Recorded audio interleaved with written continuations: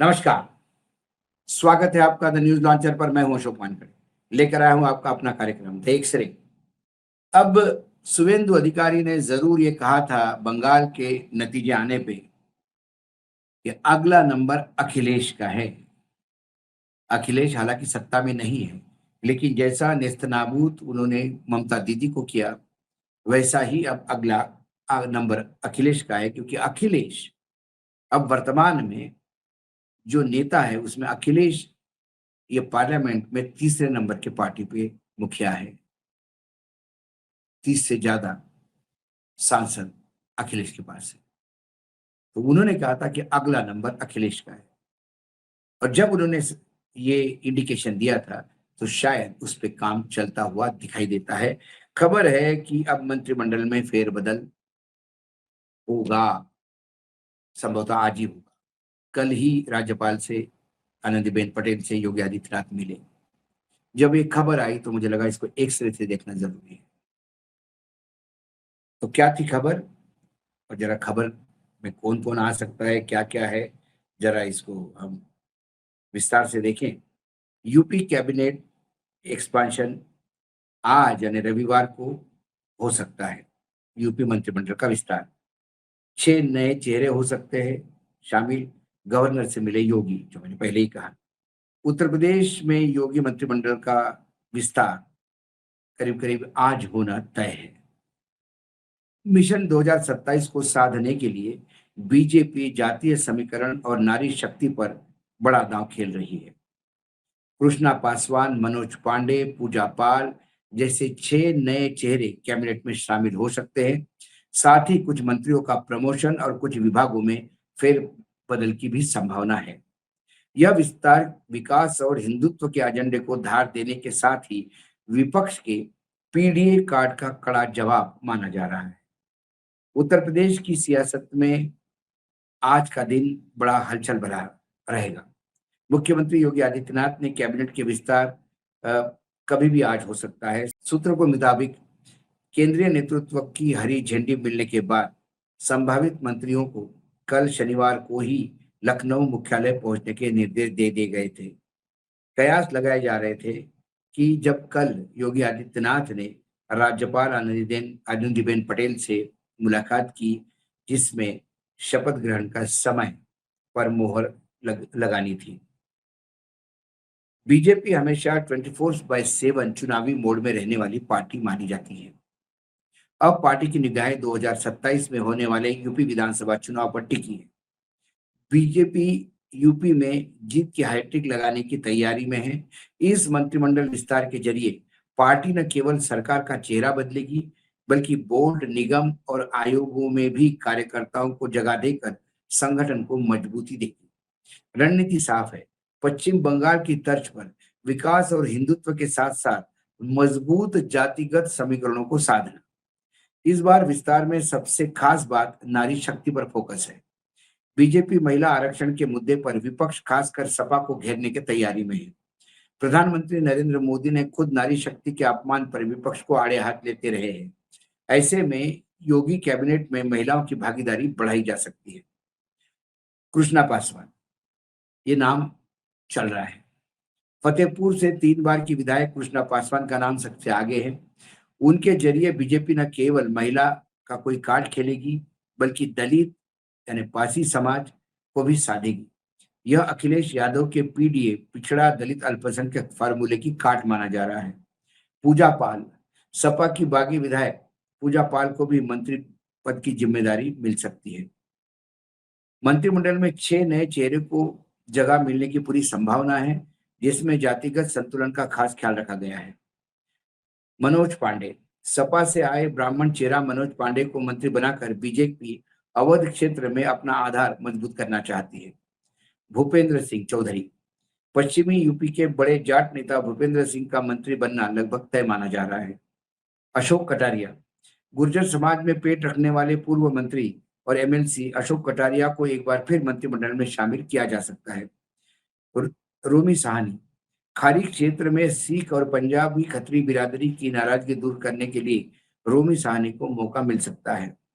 सूत्रों का कहना है कि सिर्फ नए चेहरे ही शामिल नहीं होंगे, बल्कि पुराने मंत्रियों के रिपोर्ट कार्ड पे भी काम होगा। कुछ राज्य मंत्री स्वतंत्र प्रभार को उनके बेहतरीन परफॉर्मेंस, खासकर बंगाल चुनाव के दौरान किए गए कार्य के लिए कैबिनेट मंत्री के रूप में प्रमोट किया जा सकता है। साथ ही कई मंत्री के विभागों में बड़ी बदलाव की चर्चा है।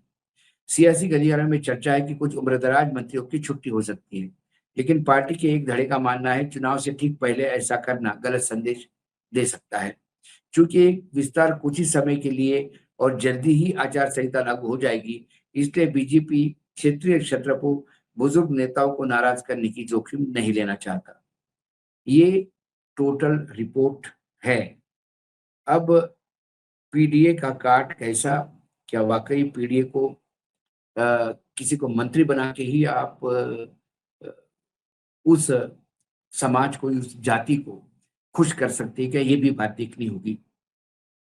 यदि पीडीए का काट करना होगा तो योगी आदित्यनाथ को अपना प्रशासनिक कार्य जो है उसमें बहुत ज्यादा सुधार लाना होगा। अभी भी जो प्रकोप है पुलिस का, खासकर ठाकुरों का, उसको कम करना होगा। दलितों के उत्पीड़न कम करना होगा। किसी पासी को आप मंत्री तो बना दोगे, लेकिन बाकी पासी समाज के लोग यदि ऐसे ही प्रताड़ित रहे तो फिर वो मंत्री भी अपनी आभा खो देता है। वर्तमान में यूपी में ठाकुरों का राज चल रहा है। इस ठाकुरों के राज की जो एक परसेप्शन बना है, इसको मिटाना बहुत जरूरी है। किसी एक ब्राह्मण को, पाठक भी उप मुख्यमंत्री बने हैं, उसके बाद भी आपको ब्राह्मण को एक मंत्री बनाना पड़ रहा है ताकि कि ब्राह्मण समाज को ठीक करो। लेकिन ब्राह्मण यदि लगातार अपमानित होते रहे, ब्राह्मण विधायकों का अपमान होता रहा, ब्राह्मण नेताओं का लगातार अपमान होता रहा, तो फिर ब्राह्मण समाज मात्र किसी पांडे या पाठक की तरफ देखकर चुप नहीं रहेगा। ये अक्सर हमने देखा है कि राजनीतिक दलों को लगता है कि किसी धड़े से किसी को मंत्री बनाने से, किसी जाट को या गुजर को मंत्री बनाने से वो पूरा समाज साथ में हो जाएगा। साथ में समाज तब होता है कि जब समाज को लगता है कि सरकार हमारे लिए काम कर रही है। आज पीडीए का कार्ड इसीलिए चल पाया लोकसभा में, अखिलेश का, क्योंकि उन लोगों को लगता है कि ये भाजपा की नहीं, ये ठाकुरों की सरकार है। यहाँ ठाकुरवाद चरम पे है। ऐसे में योगी आदित्यनाथ को ये भूलना होगा कि वो बिष्ट है। बिष्ट माने उनका सरनेम बिष्ट है, जो पहाड़ों के ठाकुर होते हैं, या वो योगी है। उन्हें एक मुख्यमंत्री के तौर पर प्रदेश को देखना होगा। ओबीसी का बड़ा तबका जो हमेशा बीजेपी का साथ रहा है, उसको भी साधना होगा। क्या सुनील बंसल की फिर वापसी होगी उत्तर प्रदेश में? क्या उत्तर प्रदेश के चुनाव के पहले वो फिर कुछ नए सोशल इंजीनियरिंग करने का प्रयास करेंगे? साथ ही एसआईआर वाला लफड़ा है, साथ ही चुनाव जिस हिसाब से हुए बंगाल में, ऐसे ही चुनाव यदि यूपी में होते हैं तो फिर यूपी में बीजेपी 300 पार है। फिर चाहे मंत्री बनाओ या ना बनाओ, किसी ठाकुर को मंत्री बनाओ, किसी दलित को मंत्री बनाओ, पिछड़े को मंत्री बनाओ, अगड़े को मंत्री बनाओ, इससे कोई मायने नहीं रखते। क्योंकि चुनाव यदि कलकत्ता जैसे, बंगाल में जैसे चुनाव हुए वैसा होना है तो फिर बीजेपी 300 पार है। उस प्रणाली, चुनाव प्रणाली का काट विपक्ष कैसा ढूंढेगा, ये विपक्ष को देखना है। विपक्ष जब तक एकजुट नहीं होता तब तक चुनाव आयोग, क्योंकि जो विजय रथ है बंगाल का, उसका एक पहिया चुनाव आयोग तो एक पहिया न्यायपालिका है। ये बात अब सभी को, विपक्ष को समझनी होगी। मात्र जातीय समीकरण साधने से ही चुनाव लड़े जाएंगे, ये कम से कम बंगाल में ये प्रूव हुआ कि चाहे आपके साथ लोग हो, चाहे नहीं हो, चाहे आपकी सभा में कुर्सियां खाली हो या आपके रोड शो में लोग नहीं हो, आपके अध्यक्ष बख्तरबंद गाड़ी में घूमते हो, इतना होने के बावजूद भी आप क्लीन स्वीप कर सकते हो जब तक आपके पास चुनाव प्रणाली पूर्ण रूप से आपकी सेवा में है। यदि ऐसा ही काम चला तो फिर ये चुनाव जरूर बीजेपी इसी प्रणाली के साथ जो बंगाल में हुआ वैसा ही कहा तो बीजेपी 300 पार है। लेकिन फिर क्या योगी आदित्यनाथ मुख्यमंत्री बनेंगे? सवाल वो है। क्योंकि दिल्ली ही पूरा चुनाव डिजाइन करेगी और नतीजे भी डिजाइन करके ही लाएगी, तो फिर योगी के जगह कोई दूसरे लोग भी आ सकते हैं। बंगाल में शुभेंदु अधिकारी ये जरूरत थी, क्योंकि बंगाल का चेहरा देखना था और दूसरा कोई प्रखर चेहरा उनके पास नहीं था। लेकिन उत्तर प्रदेश में चेहरों की कमी नहीं, भाजपा में ही चेहरों की कमी नहीं। 2027 के चुनाव का मुख्यमंत्री 2029 के चुनाव की गारंटी देगा।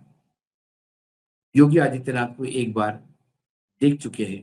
योगी आदित्यनाथ के समय ही यूपी में सबसे बड़ा गड्ढा लोकसभा में हुआ था।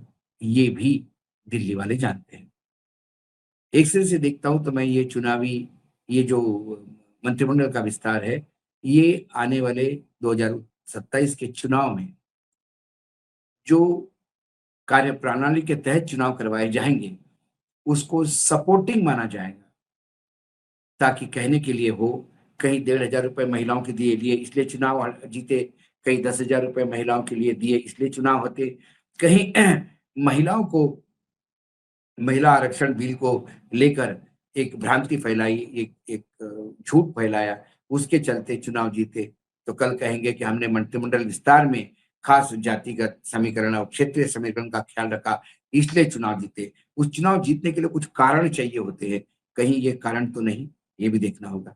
आज एक्स-रे में इतना ही, कल फिर आता हूँ किसी विषय के साथ। तब तक के लिए नमस्कार, देखते रहिएगा न्यूज़ लॉन्चर।